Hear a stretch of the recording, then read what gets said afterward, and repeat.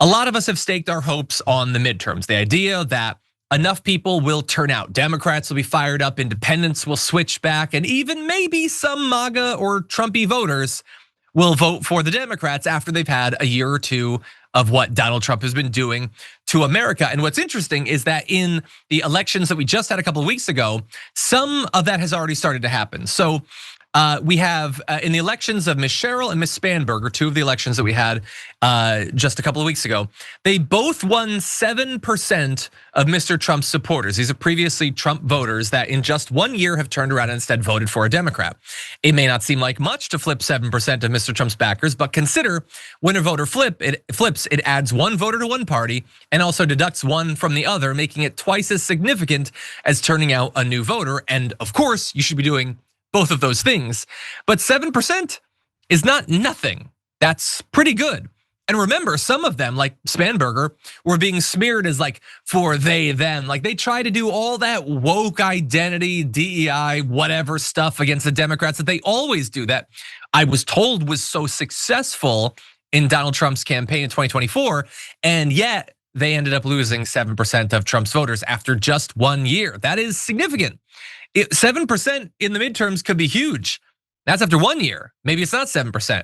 Maybe it's 8, maybe it's 10, maybe it's 12. It could be very significant, and I would love to see that. Now, one group that Democrats have typically, traditionally struggled with, that's rural voters.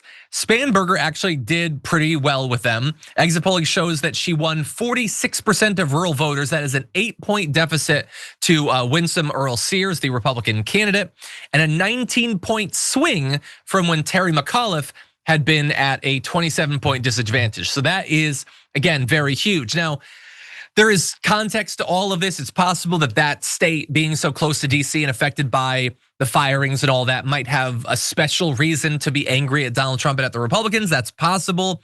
We have to get more, case studies and all that. But it's still good news. Flipping some of the voters, flipping rural voters, bringing in new rural voters. And also there's the Latino vote. So we've been focusing on this. It was one of the big stories of the 2024 election.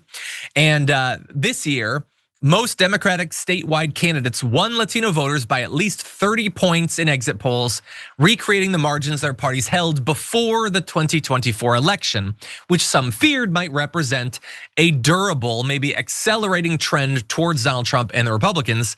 At least in these elections, that doesn't seem to be the case. In New Jersey, 18% of Latino voters who backed Trump last year cast their ballot for the Democratic gubernatorial candidate. And that's sort of what I was talking about before. Like you switch over 7%, that's pretty significant. You switch over 18%, albeit of a specific demographic group, that is very significant and very good news. And that's the sort of thing that makes me so excited for Texas. We talked about that a lot on the channel recently, but remember that gerrymandered map was created to try to get as much advantage as possible, and it was based off of data from 2024. Which now is looking like it might be just a little bit out of date. And I would love nothing more than for those seats that they fought so hard and violated their ethics and all that to create, ending up electing a bunch of Democrats. That would be delicious for Texas next year. Now, finally, I'm gonna close with this. Enthusiasm overall. 44% of registered voters who call themselves Democrats say they're very enthusiastic about voting next year. Just 26% of Republicans said the same. Some 79% of Democrats said they would regret it if they didn't vote. Only 68% of Republicans said the same. And those numbers can definitely change. It's possible that Democrats have more reason to be enthusiastic because they're being hurt by everything that's happening.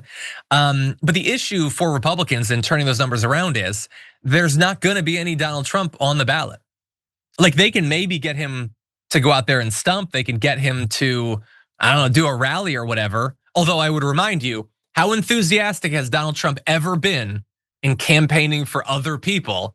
But what they can't do is put his name on the ballot. And that's gonna be a big issue for them. And by the way, we have probably shown this particular tweet to you 1,000 times, and we're gonna show it to you at least 100 more times before you die. But it was back in 2016, Lindsey Graham saying, if we nominate Trump, we will get destroyed and we will deserve it. Oh, I love it when Lindsey Graham is right. It's almost never happened, but when it does, it's nice.